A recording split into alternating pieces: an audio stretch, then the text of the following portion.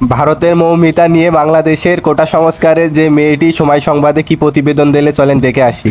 মৌমিতার মতো করে হলেই যে ধর্ষণ হবে ব্যাপারটা এমন না। মৌমিতাকে এমন ভাবে ধর্ষণ করা হয়েছে তার পেলভিসের হাড় ভেঙে গিয়েছে। এখানে অনেকজন পুরুষ উপস্থিত আছেন, কেউ কি উত্তর দিতে পারবেন যে পেলভিসের হাড় ভাঙার জন্য কতখানি জোর দেওয়া লাগে? তনুর চোখ খুবলে নেওয়া হয়েছিল। কতখানি নৃশংসতা থাকলে একটা মেয়ের চোখ খুবলে নেওয়া যায়? গলার হাড়ে কতখানি চাপ দিলে চোখের মনি ফেটে রক্ত বের হয়ে আসতে পারে? আমি মনে করি মৌমিতার সাথে আজকে যেটা হয়েছে এটা প্রমাণ করে দিচ্ছে, আমাদের চোখে আঙুল দিয়ে প্রমাণ করে দিচ্ছে যে নারীদের অবস্থানটা সমাজে কোথায় এসে গিয়েছে। মৌমিতার পুরো শরীর জুড়ে ছিল আঘাতের চিহ্ন। মৌমিতার গলার দুটো হাড় ভেঙে গিয়েছে।